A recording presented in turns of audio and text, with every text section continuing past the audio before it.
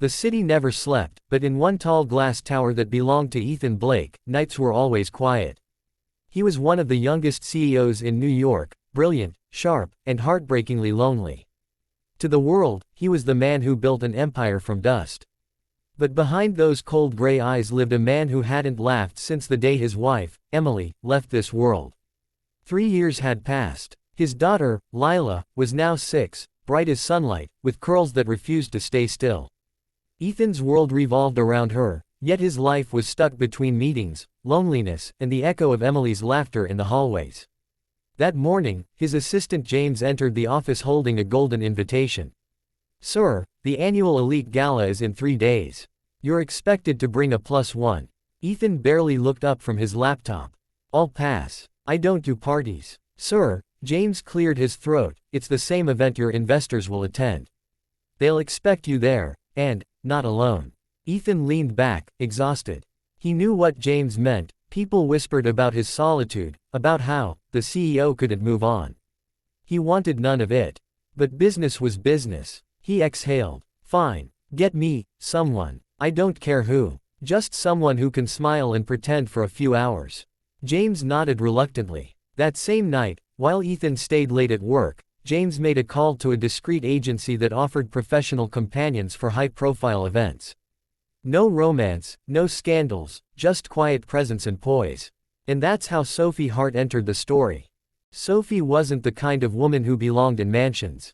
She worked double shifts at a small bakery, barely making rent. Her life was simple: warm bread, aching feet, and a heart that still believed in kindness. When the agency called, offering a one-evening job that paid her month's rent, she hesitated but said yes. The next evening, she stood before a mirror in a soft blue dress borrowed from her friend. Her eyes held a strange mix of hope and fear. "Just smile," she whispered to her reflection, "pretend you belong." Ethan was waiting in his mansion's living room, tall and calm, in a black suit. When Sophie walked in, the air shifted, not because she was glamorous, but because she looked real. No heavy makeup, no pretense. Her eyes were gentle, her hands nervous. "Mr. Blake?" she asked softly. He nodded, standing up. "You must be Sophie. Thank you for helping tonight." She smiled shyly. "It's just for a few hours." Little did they both know, those few hours would change everything. Ethan was waiting in his mansion's living room, tall and calm, in a black suit. When Sophie walked in, the air shifted, not because she was glamorous, but because she looked real. No heavy makeup, no pretense. Her eyes were gentle, her hands nervous. "Mr. Blake?" she asked softly. He nodded, standing up.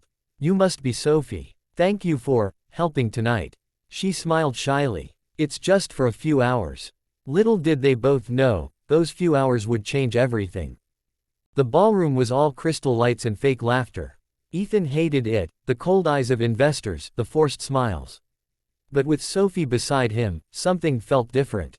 When she smiled at the waiters, thanked the staff, and laughed quietly at small things, Ethan noticed warmth return to a place inside him he thought had died. "You don't seem like someone who enjoys these events either," Sophie said gently. He gave a small smile. "You're observant. I just know that lonely people can spot other lonely people easily." That sentence pierced him more deeply than she could imagine. When they returned home, Ethan expected the evening to end. But the sound of small footsteps echoed from upstairs. "Daddy!" Lila ran down in her pink pajamas, hugging him tightly. Her eyes landed on Sophie, and widened. "Who's she?" Ethan knelt down. "This is Sophie. She helped Daddy at the party tonight." Lila tilted her head, curious. "Hi Sophie. Do you like pancakes?" Sophie laughed softly. "Very much. Then you can stay for breakfast," Lila declared with innocent excitement. Ethan chuckled, but his heart softened in a way he hadn't felt in years.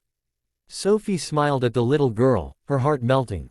"I'd love to." That night, as Ethan watched Sophie and Lila laugh in the kitchen, his heart whispered something dangerous. Maybe, home doesn't have to stay empty forever. The next morning smelled of pancakes and laughter. Sophie had promised to leave after breakfast, but Lila had other plans. She clung to Sophie's arm. "Can you braid my hair? Daddy doesn't know how." Ethan tried to protest, but Sophie's gentle laughter silenced him. Soon, Lila's curls were dancing in neat braids, and Sophie's voice filled the house with warmth. "Daddy, can Sophie come again?" Ethan paused, caught between reason and something deeper. "She has her own life, sweetheart. But, can she come tomorrow?" Sophie smiled. "Maybe another time. But fate, or maybe love, doesn't wait for permission." 2 days later, Ethan visited a local cafe after a long meeting. To his surprise, Sophie was there, not as a customer, but behind the counter, wearing an apron dusted with flour.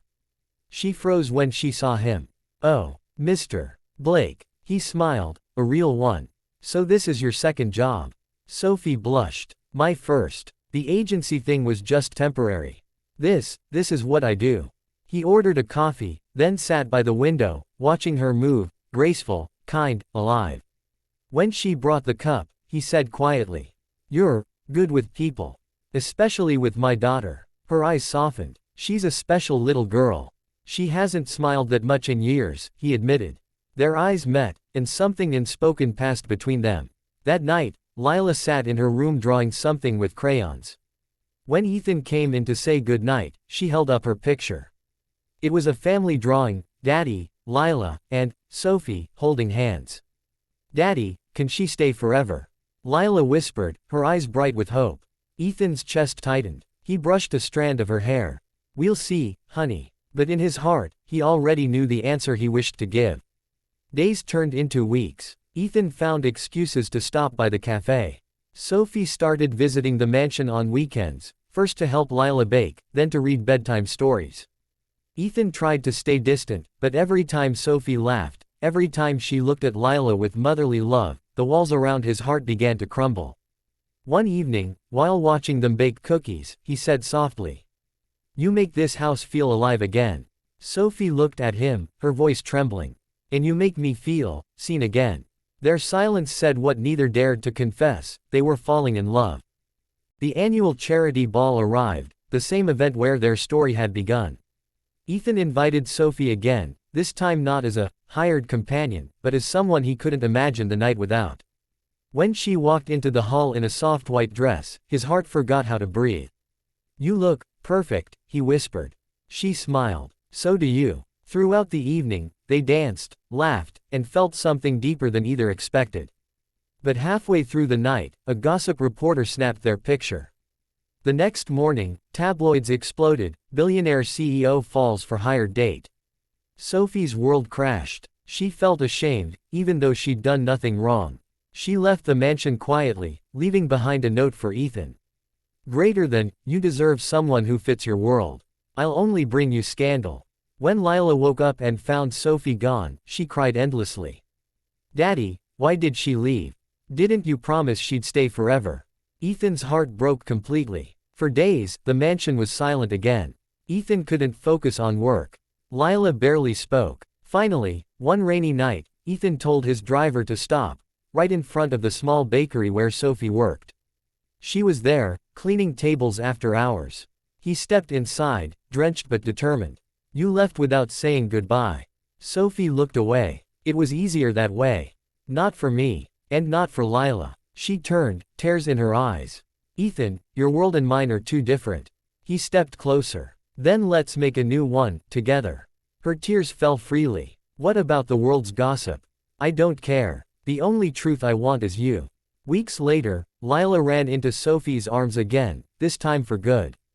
The bakery smelled of vanilla and laughter as Ethan knelt down beside them, holding a small ring box. "Sophie Hart, will you stay, forever?" Her hands trembled as she whispered, "Yes." Lila clapped her hands, shouting, "I told you, Daddy. She's supposed to stay forever." And in that moment, surrounded by love, laughter, and the scent of warm bread, Ethan realized something Emily once told him long ago. Greater than, love doesn't come twice in the same form. Sometimes it returns through the kindness of a stranger who feels like home.